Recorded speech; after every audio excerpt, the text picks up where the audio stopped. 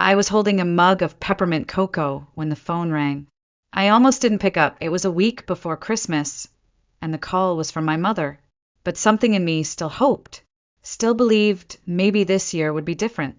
I answered with more cheer than I felt. "Hi, Mom. I was just about to wrap your gift."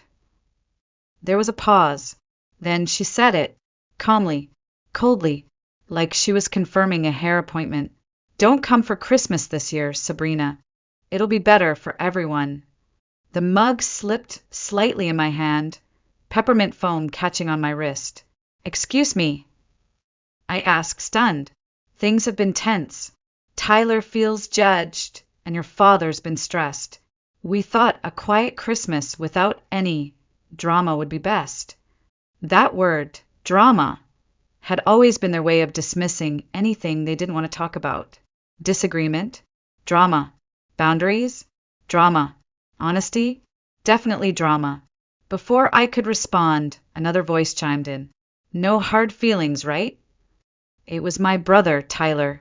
"We'll just pretend we don't know you this year. Maybe next year when you're normal again." He chuckled like it was a joke. I didn't hang up. I couldn't. My mother sighed in the background. "Sabrina, be reasonable. It's just one Christmas." That night, I sat in my Philadelphia condo alone, surrounded by wrapped gifts and half-lit garlands, wondering what I'd done to deserve being erased like that. I had requested time off from work, picked out presents with care, including a rare 1960s lure for Dad's fishing collection, and even bought the cookies Mom always forgot she liked until she saw them on a plate. I wasn't just uninvited. I was discarded. I told myself I'd be fine, that I'd spend the day in fuzzy socks watching old movies and pretending I hadn't been exiled from my own family. I opened a bottle of red, curled under a blanket, and told myself it was their loss. Then, 2 days later, as I was eating reheated pad thai in front of It's a Wonderful Life, my phone rang again. Unknown number.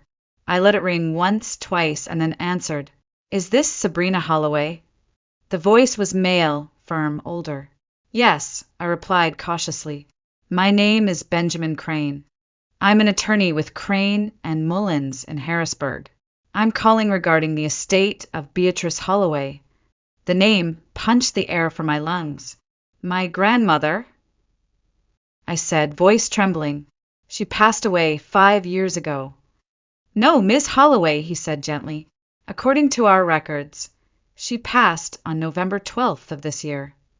I stood up, so fast my knee knocked over the mug on the coffee table. "That can't be right. I would have known there would have been a funeral." "I understand this must come as a shock," he said, his tone calm but serious. "I believe it would be best if we spoke in person. Are you available to come to our offices this week?" I nodded before I remembered. He couldn't see me. Yes, I'll come." After the call ended, I sat there in silence. My grandmother was gone, and no one told me. Not my mother, not my father, not even Tyler. I reached for my phone, scrolling through old texts, old photos, birthdays, garden days, watercolor afternoons. Grandma B had been the one person who truly saw me, who called just because she missed my voice, who remembered which kind of jam I liked. And now she was gone. The thing is, in my heart, I had already lost my parents a long time ago. They just hadn't made it official until that phone call. But my grandmother, Beatrice Holloway, had been the last true string tethering me to that bloodline. Now it was severed, and something told me that call from the lawyer was only the beginning. The train ride from Philadelphia to Harrisburg the next morning was quiet, too quiet.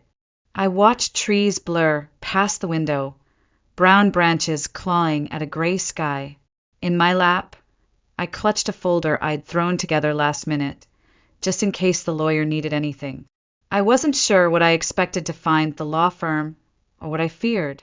The receptionist led me into a glass-walled conference room, tastefully minimalist.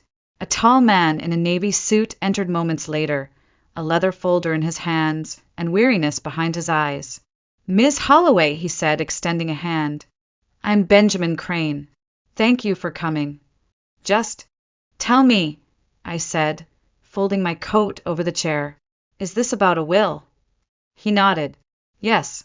Your grandmother updated her estate plan 3 years ago and named you as the primary beneficiary. My breath caught. But my family? They didn't say anything. No call, no funeral invitation, nothing. Crane opened the folder and slid a death certificate across the table, followed by a brief obituary. My name wasn't mentioned. I didn't exist. I don't understand, I whispered. Why would they keep this from me? He removed his glasses, setting them down slowly. Because they contested the will, Ms. Holloway. Right after her passing. They claimed she wasn't of sound mind when she made the changes. I stared at him. That's a lie. Grandma was sharp as ever last year. We spoke every other week. Which is why the court dismissed their petition, he said. There were videos. Videos. He nodded, turned his laptop toward me and pressed play.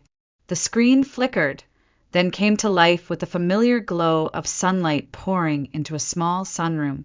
And there she was, my grandmother, Beatrice Holloway, her hair whiter, her frame smaller, but her voice was strong. Sabrina, she said, looking directly into the lens. If you're watching this, it means I've passed. I've left instructions with Benjamin to reach you because I don't trust your parents to do it. She smiled sadly. You always deserved better. I should have said more when I was alive. But I want you to know I saw everything. The favoritism, the guilt trips, the cold dismissals. I saw what they did to you. My throat tightened as her voice filled the room. You built a life on your own terms, and they resented you for it. I've left the house to you, the investments, the keepsakes. It's all yours, darling. I've also revoked the power of attorney I gave your mother years ago. She's been borrowing against the house without telling me. I've asked Benjamin to investigate. You deserve to know the truth. The video ended. I was crying, though I hadn't realized it. She knew, I whispered. She really knew. Crane nodded. There are more videos. She recorded several over the course of 2 years, documenting her decisions, her mental state, and her intentions. It left the court with little doubt. I sat back, the world tilting slightly under me. They knew she left it to me, and they still didn't tell me she died. They held the funeral the same week they contested the will, he said. And we tried to reach you, but your mother told our office you'd moved overseas. It wasn't until our investigator found your current address that I was able to call you. I covered my face with my hands. They erased me, I said. They held a funeral without me and pretended I was gone. The house is still in probate, but it will transfer to your name soon. The investment accounts total approximately $600,000. There are personal belongings as well, though some items were removed from the property before the court sealed it. We're compiling a list. Images rushed through my mind. The photos on Facebook, Caroline Denton arranging flowers in Grandma's kitchen. The missing antique table, Tyler's Rolex, the living room that no longer looked like hers. They had gone through her home like it was theirs, like I didn't exist. I looked up at the lawyer, my voice steadier than I expected. What happens next? That depends on you, Ms. Holloway, he said. There are legal options to recover what's missing and to hold certain parties accountable. But emotionally, that's your call. I nodded slowly. I wasn't sure what I would do yet, but I knew one thing. I was done pretending that silence was kindness. I stepped out of the law office into a bright winter afternoon, but the air felt sharp and disorienting. I wasn't just grieving my grandmother now. I was grieving an entire reality I thought I understood. My parents hadn't simply failed me. They had intentionally erased me, while throwing a funeral for the woman who had loved me most in the world. That night I couldn't sleep. I kept replaying the video of Grandma B, her eyes filled with warmth and sorrow, telling me she saw what they had done. I scrolled through my camera roll, then over to Instagram, and that's when the pieces started clicking into place. There she was, Caroline Denton, posing with a tray of cookies in my grandmother's kitchen like she'd always belonged there. In the next post, she was opening a gift for my mother. In another, she raised a glass of champagne in what used to be the dining room, the same room where I'd once made watercolor cards with Grandma when I was 7. I zoomed in on the background. The antique side table that used to hold Grandma's pressed flower lamp? Gone. Replaced by something cold and modern. Her cozy plaid armchair, where she'd sip tea and call me darling girl, vanished, replaced by sleek leather. The changes weren't just cosmetic, they were strategic. And Tyler, in the third photo, he held up a Rolex. I knew my family. I knew their finances. My parents had always claimed they were budgeting for retirement, clipping coupons, and driving old cars. But in the last few months, I'd seen a new SUV in the driveway, weekend trips to Maine, a new flat screen mounted in the den, and now a Rolex? Grandma had mentioned loans taken out against the house. Could it be they'd started spending before she was even gone? The more I scrolled, the worse it got. I pulled up Facebook and reread the Christmas post from my mom. So grateful for this peaceful holiday with family and dear friends. Caroline, you are a treasure. A treasure right in my seat. I called Natalie the next morning. She picked up Midjan, still in her robe. Please tell me you're calling with gossip, not grief, she mumbled. It's both, I replied. They buried Grandma. Didn't tell me. Replaced me with Caroline Denton. And now I think they've been stealing from her before she died. Silence. Then, Jesus, Sabrina. I paced the kitchen. They contested the will. They lost. And they told the court I'd moved out of the country. Natalie was wide awake now. Have you talked to them since the call? No. I haven't responded to any of their messages. But it's coming.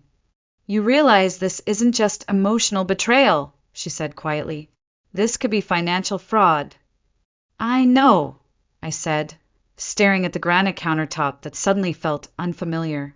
And the worst part, I almost believed their version of me. The dramatic one.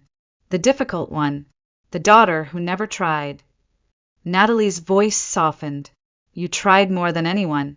You were the glue. And when you stopped stretching yourself thin, they snapped. I sat down slowly. I'm not just angry, Nat. I'm haunted by every time I doubted myself because they told me I was overreacting. She exhaled on the line. You ready to stop doubting now? I was quiet for a long time, then nodded. Yes. Later that day, I pulled out an old notebook from my desk drawer. Inside were the records I'd kept from calls with Grandma. Little notes about books she liked, flowers she planted, the birthday she remembered without reminders. I found one line, scribbled from a call 3 months ago. Your mom was asking about your legal name again. Middle initial or full? Can't remember which one was on that old deed from the lake house. I hadn't thought much of it at the time, but now I felt like she'd been trying to tell me something. They weren't just hiding her death. They were hiding what they did before she died. 2 days later, I was back in the conference room at Crane and Mullins. Benjamin Crane greeted me with the same steady calm as before. But this time he slid a flash drive across the polished table. There are 4 more videos, he said. Your grandmother recorded them in the final year of her life. She asked that you view them privately, but I'll be right outside if you need anything. When he left, I exhaled and clicked play. The screen filled again with soft afternoon light from Grandma's sunroom. She looked even thinner than in the first video, wrapped in a knitted shawl I remembered helping her pick out for her birthday. Sabrina, she said, smiling gently. If you're watching this second recording, it means the first one wasn't enough. I suspected it might not be. That's the thing about the truth. It needs to be repeated to sink in. She leaned forward, her tone sharper now. I want to explain about the house. Years ago, during my hip replacement, I foolishly gave your mother power of attorney. She said it would just be for emergencies. But over time, I learned she'd been borrowing against the property without telling me. Small amounts at first, then more. She paused, her lips trembling slightly. I only discovered the extent of it a few months ago. There were loans I never signed for, withdrawals I couldn't explain. When I confronted your mother, she called it family necessity. Said Jake, she caught herself, then corrected, said Tyler needed help, and that I wouldn't understand because I was too old-fashioned. I blinked at the screen, rage rising in my chest like boiling water. I revoked the POA the day after, Grandma continued, her voice firmer now. I also rewrote my will, not because I love them less, but because I cannot reward deception. Sabrina, you have always come to me with truth, with time, with kindness. You called me just to hear my voice. You never asked for anything. The second video ended. The third began. This time, Grandma held up a small notebook, her own. I've kept records, she said. Every suspicious transaction, every item that vanished from this house. The side table, gone after your mother hosted her church friends. My jewelry box, half empty since Tyler came by just to check in. They think I'm not paying attention, but I am. She opened a drawer and took out a velvet pouch. This is for you, she said, lifting out her engagement ring. It's not just about value, it's about dignity. This ring has been in our family for 3 generations. Your mother tried to sell it once, said it didn't fit her style. I kept it hidden after that. My hands trembled. That ring had been the one she showed me every Christmas growing up, spinning it slowly on her frail finger as she told stories about Grandpa Will. The final video played. Grandma looked tired but peaceful. By now you'll know everything. They'll be angry, Sabrina. They'll tell lies. They'll paint you as selfish, dramatic, cold. But you're none of those things. You are clear-eyed, and you deserve better. She smiled one last time. Stand firm, my darling girl. You don't owe them what they took. You don't owe them silence. The screen went black. I sat there in the quiet hum of the conference room, barely breathing. When Benjamin Crane re-entered, he didn't say anything at first, just placed a thick envelope on the table. Court records, full documentation of the house's liens, the bank loans, the misuse of the POA. Also, a list of items removed from the property. I flipped it open. Antique furniture, jewelry, art pieces, books, even family heirlooms, all either missing or transferred illegally before the will went into effect. They cleaned her out, I said, my voice hollow, before she was even cold. He nodded solemnly. We've already moved to freeze any remaining accounts tied to your grandmother's estate. There's also a potential case for financial exploitation of an elder. I stared at the document listing the Rolex, the BMW, the mortgage payments, all connected to my parents and Tyler. And what do I do now? I whispered. Benjamin looked me in the eye. That depends. You can press charges or not. You can reclaim the items, recover damages, even go public if needed.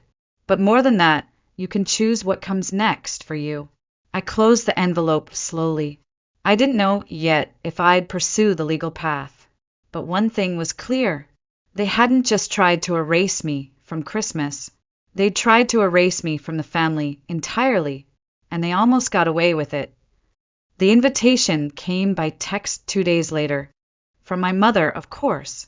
Polite, polished, poisonous. Sunday brunch at the Hilton in Lancaster. Just to talk. Neutral ground. I stared at the message like it was written in another language. After months of silence, after erasing me from Grandma's funeral and the family Christmas, they wanted to talk. Benjamin Crane advised against going. They'll try to manipulate you, he warned. They'll cry. They'll guilt you. They'll rewrite the story while you're sitting at the table. But I needed to see their faces. I needed to hear the lies from their mouths to believe just how far they were willing to go. So I told him I'd go, but he was to wait in the hotel lobby on standby. Sunday morning came cold and gray. I arrived early, seated myself at a corner table in the Hilton's sunlit restaurant, and ordered black coffee with shaking hands. The smell of fresh waffles drifted past, but my stomach was a knot. At 11 sharp they entered. My mother in a beige trench coat, her lipstick too bright. My father behind her, older than I remembered, like regret, had finally begun to etch lines into his face. And Tyler, wearing a smug little grin and a brand new jacket that probably cost more than my monthly rent. "Sabrina," Mom said with a forced smile as they sat down. "You look well." I said nothing. I kept my hands wrapped around the coffee cup, grounding myself in its quiet heat. "We're here to clear the air," Dad said gently, reaching for my hand. I pulled it away. Tyler leaned back, arms crossed. "Yeah, let's get to the part where you give back what Grandma meant for the family." I turned my eyes to him. She did leave it to the family. I'm her family. Mom's lips tightened. Beatrice wasn't thinking clearly. Those videos? Who knows what kind of things she was fed? "She made those recordings before she revoked the POA," I said calmly. "She knew what you were doing. She listed every transaction, every item, every lie." Dad cleared his throat. "Libby, things got complicated. We never meant to hurt you.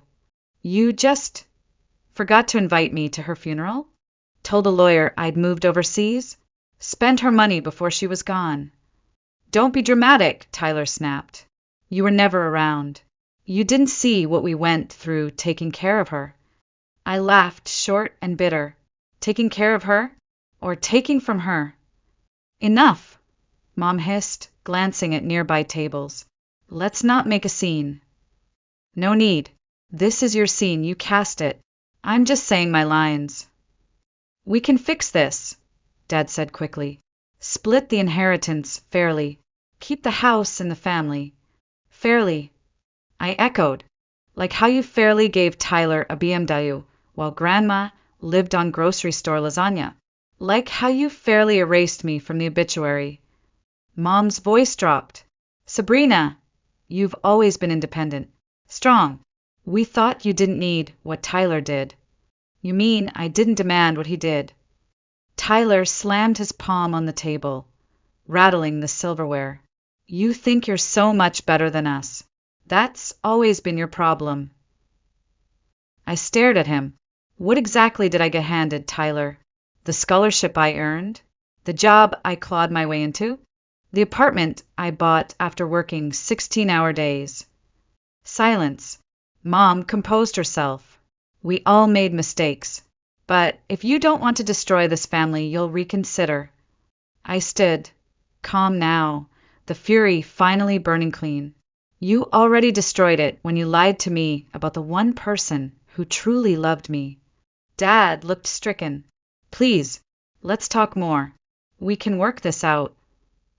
"I'll have my lawyer contact you," I said, stepping back. "About the furniture, the jewelry, and the loans. All of it." Mom's voice cracked. "If you do this, don't expect to be welcomed back." I paused at the edge of the table, then turned to her.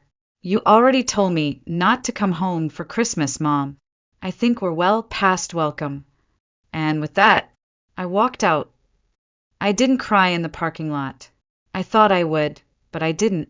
Instead, I sat in my car with the heat blasting and watched the Hilton's revolving doors spin behind me, feeling a strange, quiet stillness settle over everything.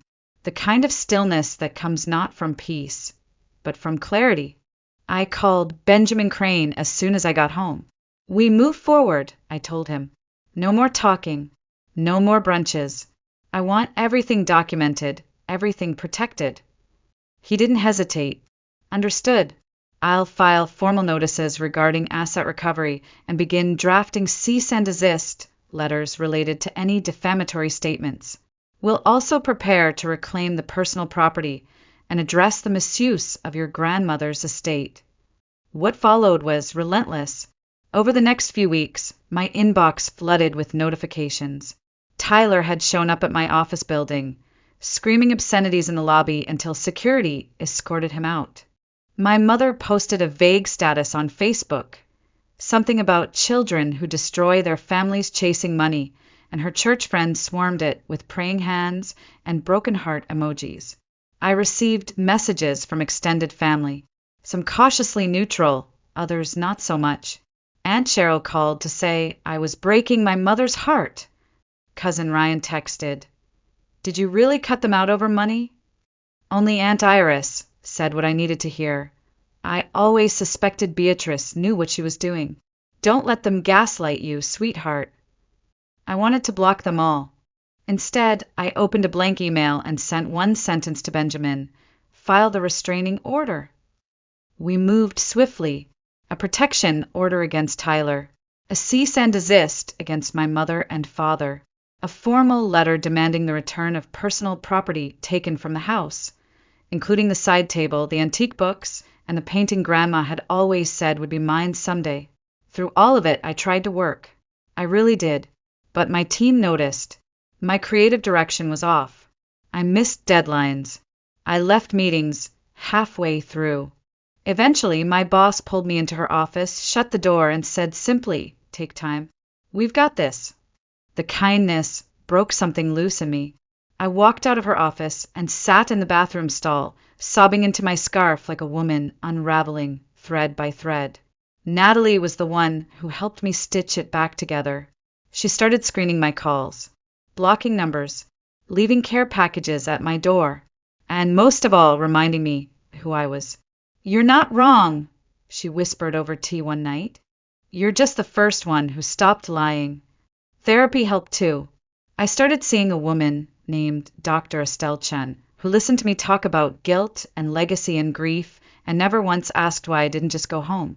"Would you want contact with them again if they changed?" she asked during one session. I stared at the ceiling for a long time. "I don't even know who they are anymore," I whispered. She nodded. "That's grief talking. Not just for your grandmother, but for the version of family you thought you had." Those words echoed inside me for days, because it was true. I wasn't just mourning Grandma B. I was mourning every Christmas card lie, every forced smile in family photos, every time I thought maybe this year they'll see me. But they never did.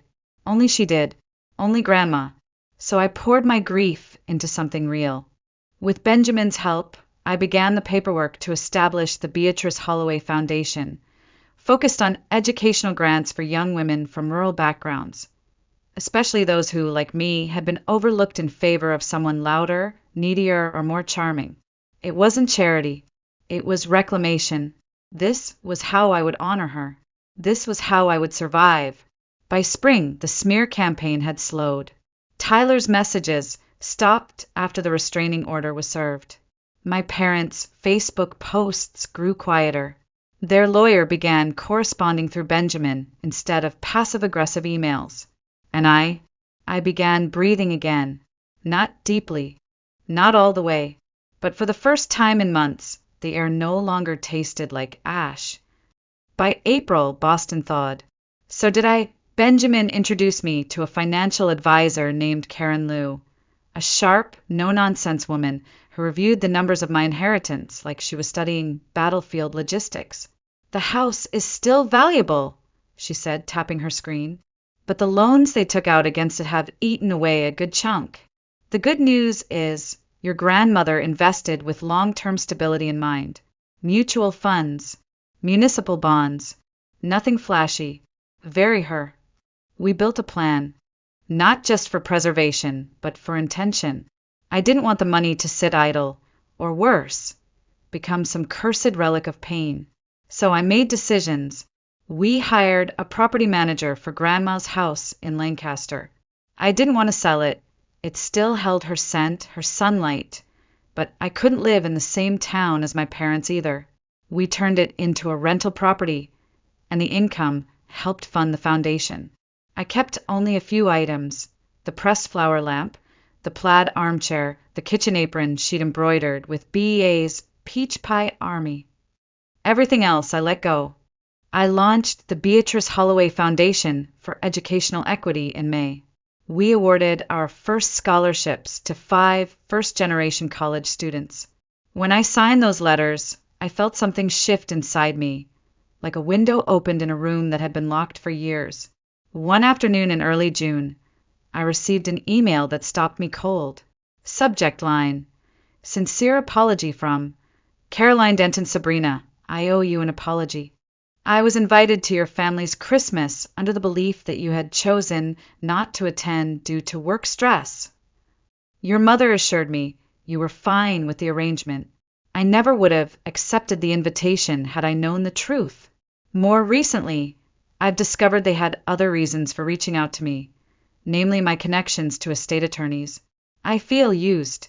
I'm deeply sorry for my role in this situation, however unintentional. I closed the email and stared at it for a long time. I didn't reply. I didn't need to. I already knew the truth. But now I had confirmation. By July, the final numbers came in. After loan resolutions, legal fees, and asset recovery, my inheritance stood at just over $800,000. I had never seen that many zeros in one place. And yet, the most valuable thing I'd gained wasn't in a bank account. It was in the silence, the boundaries, the nights I slept through without dreaming of arguments. August brought a letter from my father, handwritten, no return address. I'm sorry, Libby, for everything. I don't expect forgiveness, but I do wish you peace. I folded the letter and slid it into a box labeled Unsent Apologies. I didn't cry. Not this time. Fall rolled in with its burnished skies and long shadows. The plaid armchair now sat in my reading nook beside the window. I draped it with one of Grandma's old quilts, and on Saturday mornings I curled there with a mug of coffee and a stack of essays from scholarship applicants. Then came December, 1 year since the call. This time I hosted Christmas. Natalie brought cinnamon rolls and peppermint bark. My co-worker, Sam, brought wine. My therapist, Dr.